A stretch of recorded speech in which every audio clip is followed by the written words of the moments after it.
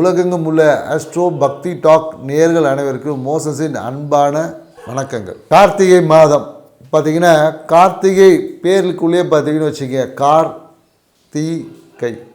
அப்போ என்னென்னாக்கா, இந்த மாதம் வந்து கார்னாவே மழைக்காலம். தீ என்னும் போது நமக்கு கார்த்திகை மாதம் நினைப்பு வருது என்னென்னாக்கா, எல்லா இடத்துலையும் பார்த்திங்கன்னா இந்த மலை உச்சியில் பார்த்திங்கன்னா கார்த்திகை தீபம் ஏற்றுவாங்க. கார்த்திகை தீபம் ஏற்றி இறை வழிபாடை நம்ம செய்வோம். ஸோ அது ஏன் செய்கிறோம் அப்படின்றதுக்கு பின்னாடி அந்த மாதத்துக்குள்ளே பார்த்திங்கன்னா அந்த கார்த்திகை அப்படின்ற தன்மையே இருக்குது. ஏன்னா முருகனோட பேரே என்னன்னாக்கா கார்த்திகேயன் தான். ஸோ அப்போ அங்கேயே பார்த்திங்கன்னா என்னக்கா, மழையை எதிர்கொள்ளக்கூடிய காலம். அதை எப்படி எதிர்கொள்ளணும்னா, நெருப்பை கொண்டு நாம் எதிர்கொள்ளணும். அதனால தான் பார்த்திங்கன்னா இந்த மாதத்தில் நிறைய ஆன்மீக விஷயங்கள் எல்லாமே ரொம்ப சிறப்பாக இருக்கும். கார்த்திகை மாதம் விரதம் இருந்து ஐயப்பனுக்கு வந்து மாலை போட்டுட்டு ஐயப்ப சாமியெல்லாம் போடுவாங்க. ஏன்னா அங்கே 18 படி ஏறும்போதே என்னன்னாக்கா, அங்கே மேலே இருக்கும், என்ன இருக்கும், என்ன நீ நினைக்கிறாயோ அதே நீ மாறுவாய், தத்துவஸ்மி, சரிங்களா? ஸோ எதை நீ நினைக்கிறாயோ அதை நீ மாறுவாய். ஸோ அதுக்குள்ளே மிகப்பெரிய ஒரு ஆன்மீக சூட்சமங்கள் இருக்குது, அதை நம்ம புரிஞ்சுக்கணும். ஸோ மேலும் என்னென்னாக்கா, ஒவ்வொரு மாதத்துக்குள்ளேயும் பார்த்திங்கன்னா இயற்கை சார்ந்த ஒரு விஷயத்தையும் நம்ம முன்னோர்கள் நம்ம கொடுத்துருப்பாங்க. ஏன்னா இயற்கை ஒன்றி தான். ஏன்னா இயற்கையை நாம் எந்த அளவுக்கு புரிந்து கொள்கிறோமோ அதை வைத்து தான் உங்களோட இறைவனையே நீங்கள் புரிஞ்சு கொள்ள முடியும். நாம் இறைவனை புரிஞ்சுக்க எல்லாம் ட்ரை பண்ணுறோம், ஆனால் முடியல. முதல்ல இறைவனோட படைப்பான இயற்கையை நம்ம புரிஞ்சுக்கிட்டோன்னா இறைவனை இலகுவாக புரிந்து கொள்ளலாம். இதுதான் நம்மளுடைய தமிழ் பாரம்பரியம் நமக்கு கொடுத்த, சித்தர்கள் நமக்கு கொடுத்த ஒரு விஷயம். ஸோ அப்போ இந்த இயற்கை சார்ந்த விஷயத்தை ஏன் இந்த மாதத்தில் மட்டும் நம்ம நெருப்பை பார்த்திங்கன்னா மலை உச்சியில் நம்ம கார்த்திகை தீபம் ஏற்றி வீட்டை சுற்றி நம்ம பார்த்திங்கன்னா கார்த்திகை தீபம்லாம் ஏற்றுவோம். ஏன் ஏற்றணும் அப்படின்ற ஒரு காரணம் இருக்குது இல்லையா? ஸோ பார்த்திங்கன்னா காலபுருஷ தத்துவத்துக்கு 8ஆம் இடம் என்பது மறைவு ஸ்தானம். அப்போது இந்த பார்த்திங்கன்னா இந்த உலகத்துக்கு வெளிச்சத்தை கொடுக்கக்கூடிய சூரிய பகவான் வந்து 8ல் மறைகிறார். அப்போ 8ல் மறையும் போது என்னென்னாக்கா, இந்த காலகட்டத்தில் காற்றுல பார்த்திங்கன்னா ஈரப்பதம் கலந்துருக்கும், சரிங்களா? ஏன்னா ஆன்மீக ரீதியான நிறைய விளக்கங்களை வந்து நிறைய நம்மளுடைய பெரியவங்க கொடுத்துருப்பாங்க. அதுக்கு பின்னாடி இருக்க அறிவியலையே நம்ம சொல்லுவோம் இல்லையா?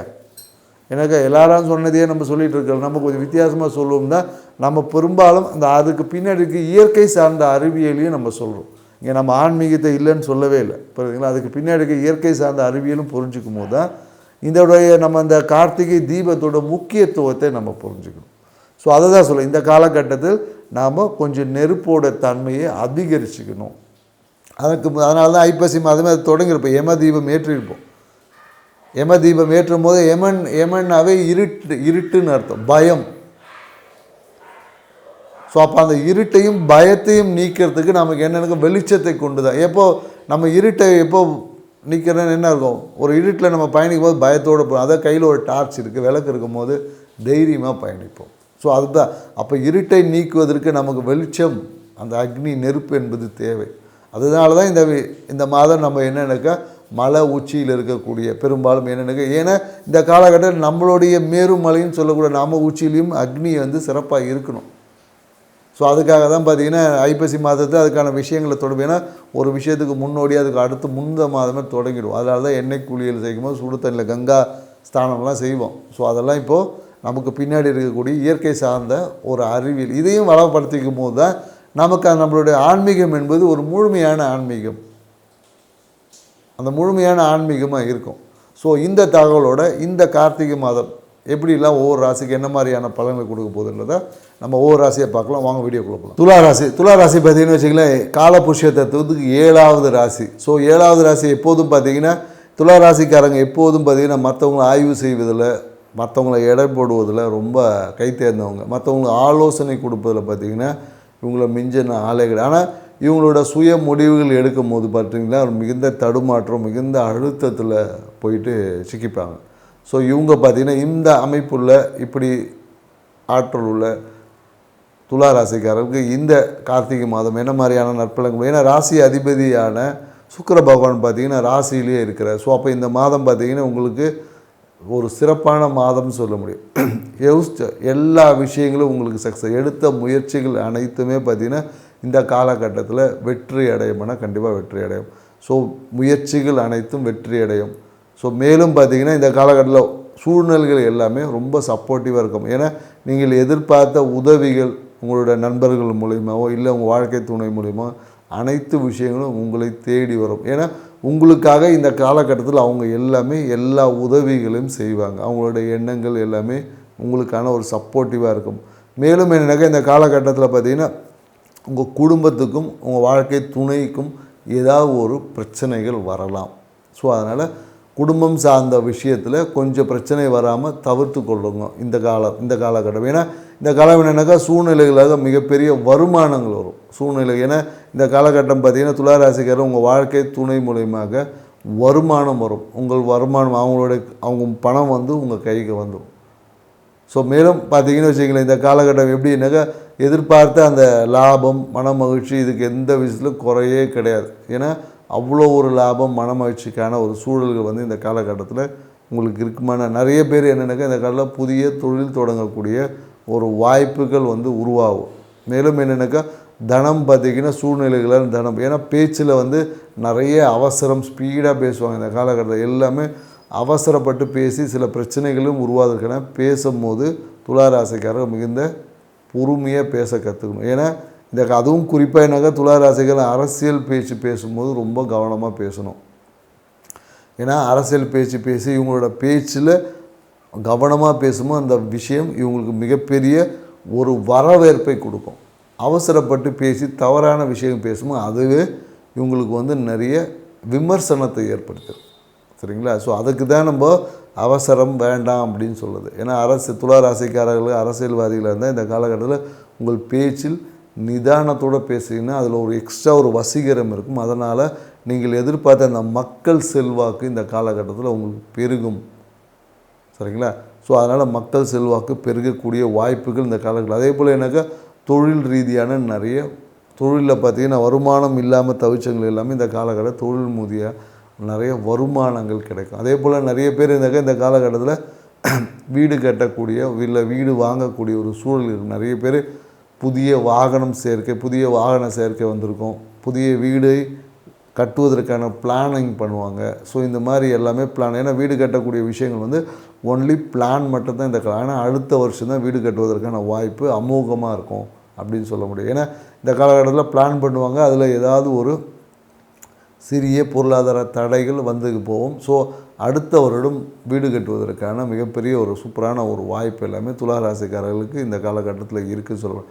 மேலும் என்ன இந்த காலகட்டத்தில் துளாராசி அரசியல்வாதிகளாக இருந்தாலும் நிறைய பொறுப்புகள் கிடைப்பதற்கான வாய்ப்புகள் இருக்குது. பொறுப்புகள் உங்களை தேடி வரும். நீங்கள் போய் பொறுப்புக்காகலாம் போய் தேட வேண்டாம். ஏன்னா இந்த காலகட்டம் நண்பர் மூலயமா புதிய அரசியல் ஈடுபாடுகள் இருக்கும். நண்பர்கள் வழியாக அரசியலில் போய் ஈடுபாடுகள் இருக்கும். ஏன்னா கூட ஒரு ஃப்ரெண்டு வா மச்சான் போகலாம் அவனை அந்த கட்சியில் சேர்த்து ஒன்றும் டக்குன்னு பார்த்தீங்கன்னா நண்பரை டவுன் ஆகிடுவார். இவர் பார்த்தீங்கன்னா நல்ல போஸ்டிங் வாங்கி பெரிய ஆள் ஆகிறதுக்கான அந்த மாதிரியான வாய்ப்புகள் இந்த காலகட்டத்தில் இருக்குது. ஸோ மேலும் என்னென்னாக்கா வாழ்க்கை துணைக்கிட்டேருந்து ஒரு சிறிய பொருளாதாரம் சார்ந்த விஷயத்துலேருந்து வாக்குவாதங்கள்லாம் வரும். அதை மட்டும் கொஞ்சம் குறைச்சிக்கணும்.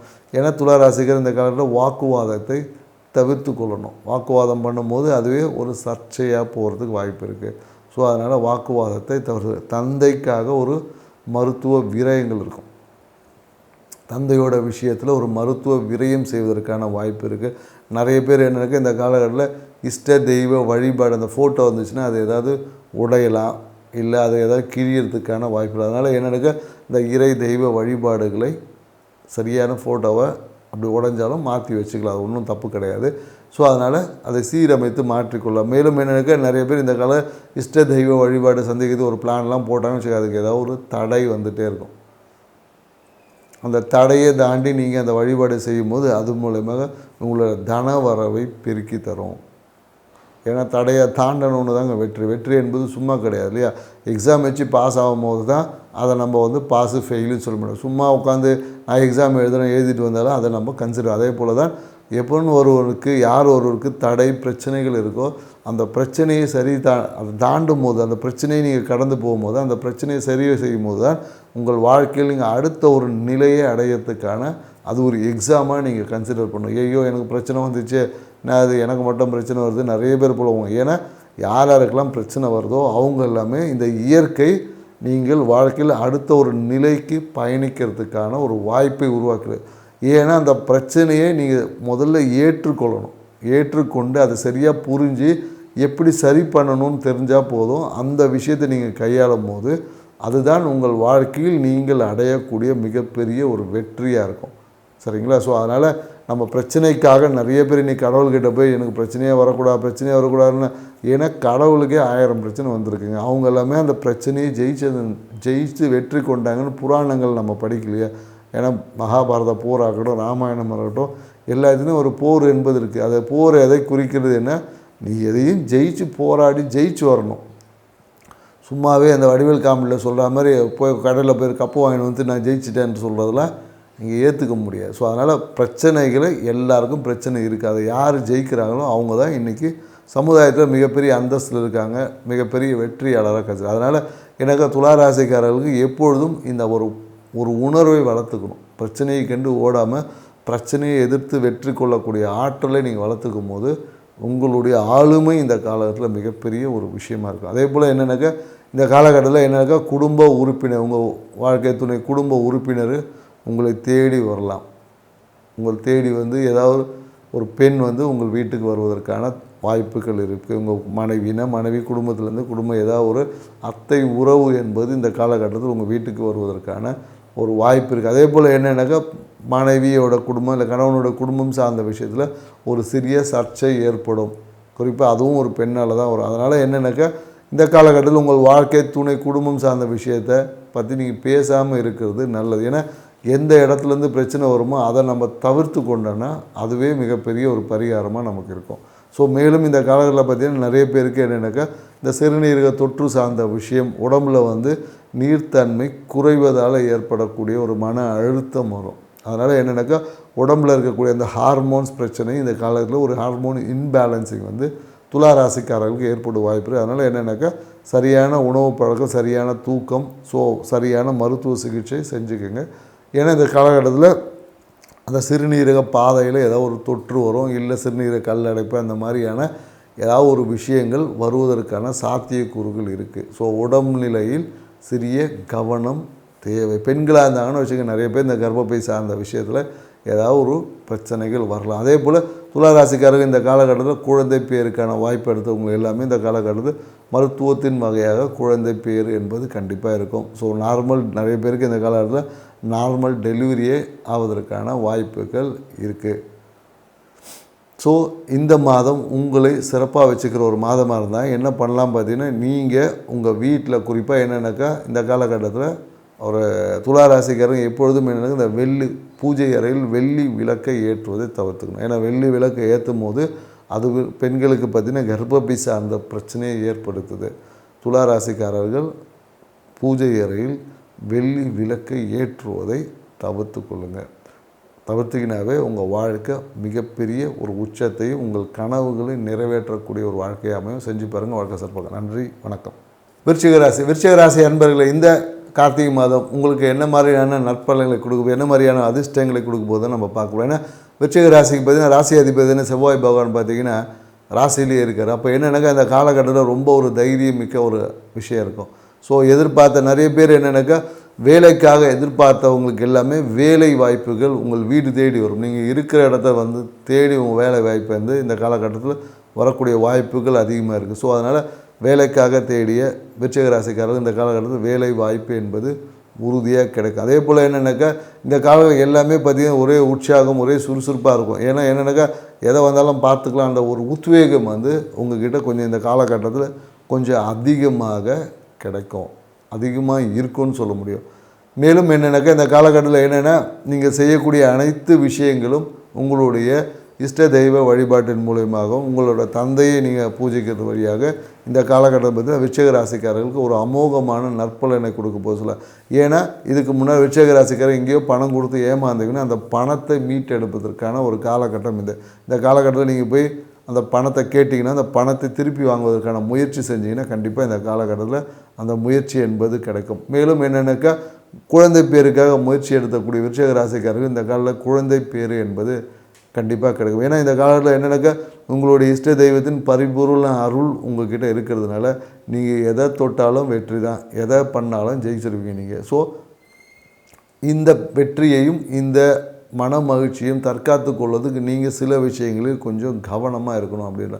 ஏன்னா மனசில் ஏற்பட்ட அந்த ஆன்மீகம் சார்ந்த விஷயம், ஆன்மீகம் இப்போ ஒரு கோயிலுக்கு போகலான்னு நினச்சிருப்பீங்க, அந்த கோயிலுக்கு எல்லாமே இந்த காலகட்டத்தில் கண்டிப்பாக போய் குறிப்பாக என்னென்னாக்கா அந்த குலதெய்வ வழிபாடு செய்யணும்னு நினச்சிருப்பேன். அந்த குலதெய்வ வழிபாடை நீங்கள் வீட்டிலேருந்து செய்தாலும் சிறப்பு தான். வாய்ப்பு கிடைச்சா நீங்கள் உங்களோட குலதெய்வ கோயிலுக்கு போய் வழிபாடு செஞ்சு பார்க்கும்போது இந்த குழந்தை பேருக்கான அந்த பாக்கியம் என்பது இந்த காலகட்டத்தில் இருக்கும். ஏன்னா நிறைய பேர் குழந்தை பேருக்காக கடந்த காலகட்டத்தில் பார்த்திங்கன்னா குழந்தைகளால் நிறைய மன அழுத்தம் இருக்கும். மார்க் வாங்கலை, இது வாங்கலை, அது வாங்கலை, என் குழந்தை சரியாக படிக்கலை, இப்படி நிறைய புலம்பிய எல்லா விருச்சிக ராசிக்கார குழந்தைங்களும் இந்த காலகட்டத்தில் பார்த்திங்கன்னா சூப்பராக படித்து நல்ல மார்க் வாங்கக்கூடிய ஒரு வாய்ப்பு இந்த காலகட்டத்தில் இருக்குது. அதே போல் என்னென்னாக்கா குலதெய்வத்தின் அருளை பரிபூர்ணமாக பெற தான் போகிறீங்க. ஸோ அதுக்கான குலதெய்வ வழிபாடை நீங்கள் செய்யும்போது இன்னும் உங்கள் வாழ்க்கையில் நிறைய விஷயம், ஏன்னா விருச்சிக ராசிக்கு எந்த விஷயத்தில் கவனமாக இருக்கும்னு நம்ம சொல்லியிருக்கோம். ஏன்னா இந்த காலகட்டம் பார்த்திங்கன்னா குறிப்பாக வீட்டில் குறிப்பாக அந்த வரவேற்பு அறையில் இருக்கக்கூடிய ஏதாவது ஒரு பொருள்கள் உடையும். குறிப்பாக என்னென்னாக்கா அது ஏதாவது மர சாமான்களாக இருந்துச்சுன்னா அது உடைவதற்கான வாய்ப்பு இருக்குது. அந்த உடைஞ்ச பொருளை மாற்றி அமைப்பதற்கான வாய்ப்பு இருக்குது. நிறைய பேர் இந்த காலம் என்ன பண்ணுவோம், கையில் இருக்க டாக்குமெண்ட் ஏதாவது பென்ட்ரைவ் அந்த மாதிரிலாம் வச்சுட்டு இருந்தீங்கன்னா தொலைச்சிருவீங்க. ஸோ அதெல்லாம் கொஞ்சம் கவனமாக வச்சு, எங்கேயோ போகும்போது வண்டியிலேருந்து மிஸ் ஆகி போகுது. ஏன்னா முக்கியமான டாக்குமெண்ட்டை தொலைப்பதற்கு விரயம் செய்வதற்கான வாய்ப்புகள் இந்த காலகட்டத்தில் நிறைய இருக்குது. ஸோ வேலை சார்ந்த விஷயத்திலும் விருச்சிக ராசிக்காரும் ஒரு அழுத்தம் என்பது, வேலை செய்யக்கூடியவங்களுக்கு ஒரு அழுத்தம் என்பதற்கும், வேலை இந்த காலத்தில் கண்டிப்பாக உறுதியாக விருச்சிக ராசிக்காரர்களுக்கு உறுதியான வேலை என்பது இந்த காலகட்டத்தில் கண்டிப்பாக கிடைக்கும். ஸோ இந்த காலகட்டத்தில் என்னென்னாக்கா நீங்கள் இதெல்லாமே சுபிட்சமாக வெற்றி அடையணும்னு உங்கள் இஷ்ட தெய்வத்தை நல்லா பிடிச்சிக்குங்க. உங்கள் வாழ்க்கை மிகுந்த சிறப்பாக இருக்கும். நன்றி, வணக்கம்.